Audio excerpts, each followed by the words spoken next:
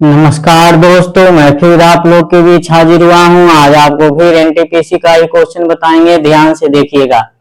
कहता है 76% छूट देने के बाद एक पंखे का मूल्य इतना रुपया, यदि कोई छूट नहीं दी जाती तो दुकानदार को 50% का लाभ होता।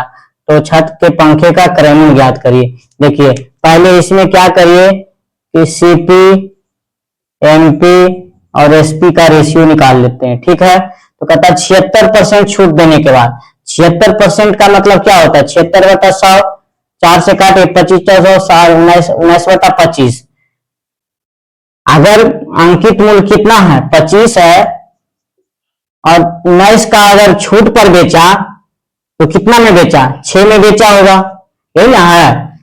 76% छूट पर देने के बाद पंखे का मूल्य इतना रुपया, यानी 76% छूट पर दिया तो 76% का इतना हो गया, 25 काट दिए तो 19/25 आ गया। अगर अंकित मूल्य 25 है और 19 का छूट दिया, यानी कितना उसका विक्रय मूल्य रखा होगा? 6 रखा होगा।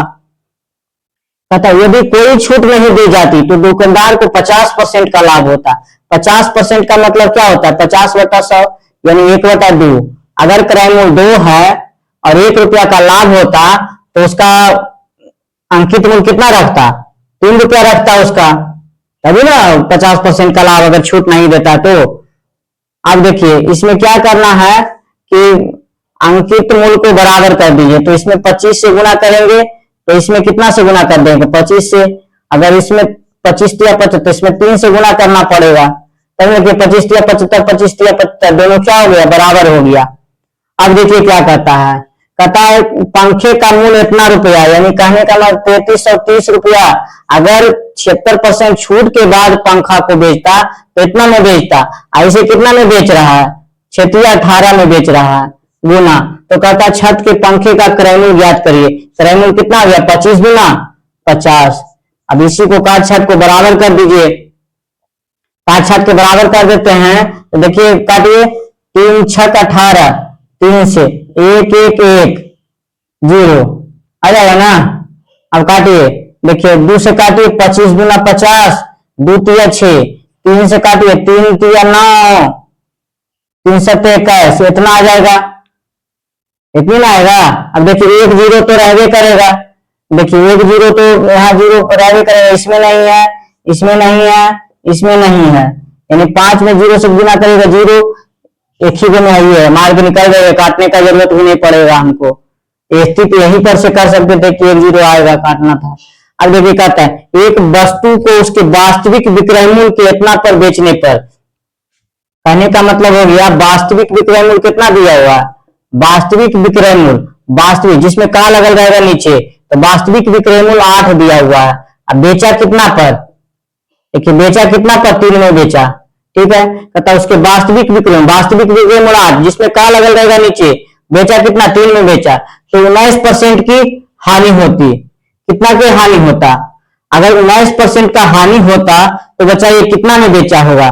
अगर 19% की हानि हुआ होगा तो बताइए कितना में बेचेगा? 100 में 19 को घटा दीजिए तो 10 में से 9 गया 1, 81 में बेचा होगा, यही ना। 81 में बेचा होगा, 81 में बेचा। यहां बताइए, ये कह रहा है कि अगर बेचता तो शरत को 19% की हानि होती। 19% का हानि का मतलब वो 81 में बेचा होगा। 19% हानि का मतलब उसको 81 में बेचा। यहाँ कितना में बेचा? 3 में बेचा। तो 81 की तुलना 3 से जो निकालना है उसको गुना कर दिए। कहता है यदि इसके वास्तविक विक्रय मूल्य के 60% पर बेचता, तो वास्तविक विक्रय मूल्य कितना था? 8 के 60% पर बेचता। 8 का 60% निकाल दीजिए, 60 बटा क्या हो जाएगा? 100 हो जाएगा। इसी को गुना कर देना है, 8 गुना 60 बटा 100। काट छाट के बराबर करिए, जो आ जाएगा आंसर।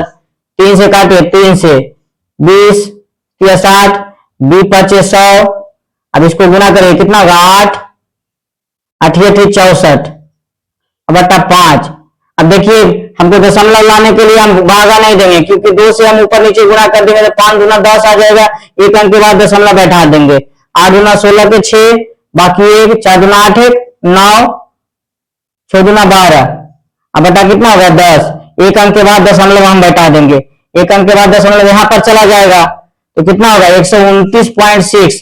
100 से जितना ज्यादा होगा वो क्या होगा, लाभ होगा। 100 से कितना ज्यादा है, 29.6 ज्यादा है, तो 29.6 क्या होगा, लाभ होगा। अगर 100 से कम आता तो हानि होता, 100 से ज्यादा जितना रहेगा, तो देखिए 129.6 है, यानी 100 से 29.6 ज्यादा है, तो 29.6 का क्या होगा, लाभ होगा। अगर मेरा वीडियो अच्छा लगा हो तो लाइक और सब्सक्राइब जरूर करें।